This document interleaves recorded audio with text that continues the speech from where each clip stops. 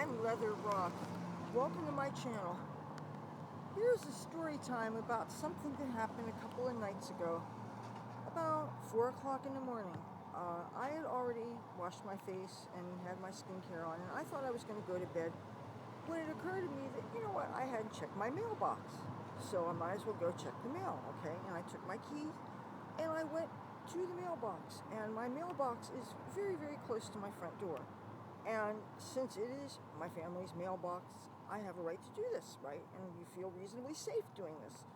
So I went there I was wearing a t-shirt that was kind of like a house dress, a ratty t-shirt. I had my hair in a silk bonnet. Didn't have any makeup on. I was absolutely nothing to look at. Not that it should matter. And as I was approaching my mailbox and got my mail, all of a sudden I got approached by this strange man.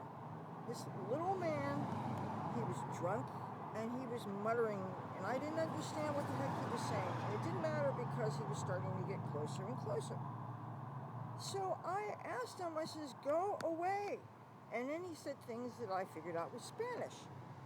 And I don't speak any Spanish except for one or two useful words and a couple cuss words maybe, and it shouldn't be on me to be able to communicate with him. It should be on him to not invade a female's personal space. And he was getting closer and closer, and I was yelling at him, I was screaming at him, and there were people walking around who I didn't know across the street far enough away that I would guess maybe they figured out that I was a damsel in distress. You know, there's always people that might be on their way to a casino or going to one of the 7-Elevens or something. There are lots of 24-hour businesses here. And so foot traffic at all hours is expected. And you would think somebody would stop to help a girl. Hell no. I could not get to my front door because this creepy guy was in between. I would have had to get past him to go to my front door unless I went and did a whole long way around and left the front door unlocked, because I had no reason to expect that I would need to lock up or have keys or anything, because all I was doing was trying to check my mail.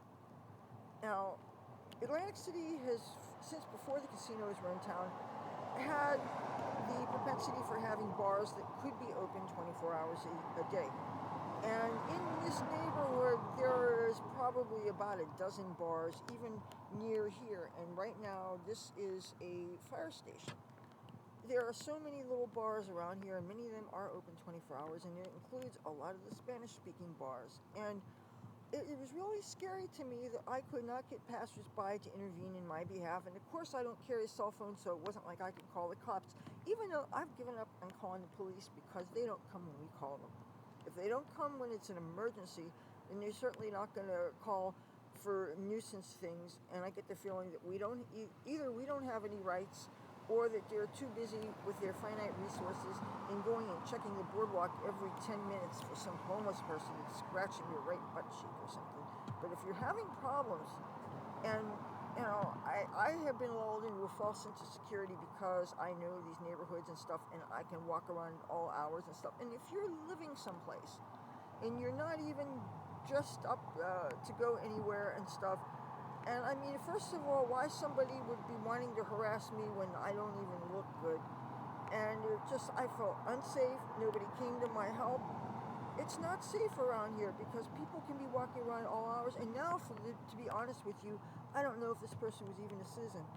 Before, it used to be, people felt reasonably safe because, oh, I know this neighborhood, I've been here for years, blah, blah, blah. But now, you don't necessarily know your neighbors. You think you know enough familiar faces, but there are a lot of strangers among us. But we don't know who's around here anymore. And I'm a woman, and I think women and girls have every right to feel that our safety is in jeopardy in these porous borders. It's really scary. And matter of fact, my mother, when I came the next morning, I talked to her about it, and she said she thought she heard something and she thought of calling the police. And it's like, I always have my ear out for things like if I hear a man looks like he's beating up on a chick or something.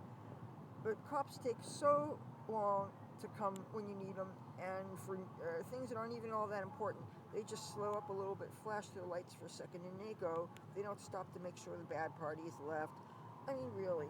And where they do focus their attention on, which is basically harassing of the poor and homeless people, And it's obvious that they treat people who are locals differently than they do the almighty visitors. But girls, women, please be careful. You're out in the wee hours. There are drunken, angry men who will not take no for an answer. And just be careful, because they sneak up to you, and if you can't communicate with them, you don't know what people's intent are. But when they won't back off, and you're screaming at them to go away, and they won't go away, he finally, after I really did some blood-curdling screams, and I was trying to get the attention of passersby and stuff, and I was trying to find something to throw at him, but all there was like lightweight trash around and stuff, you know. And it occurred to me that I should bring something that I could use as a weapon just to check my mailbox. I guess I'm going to have to do that now. It's ridiculous. So no, this place isn't as safe as you think it is. Oh, by the way, I'm standing across the street. That tall building there, it's not tall, it's like up to 3 stories. That is the public safety building, aka police department. The irony. Welcome to Atlantic City. Talk to you tomorrow. Bye.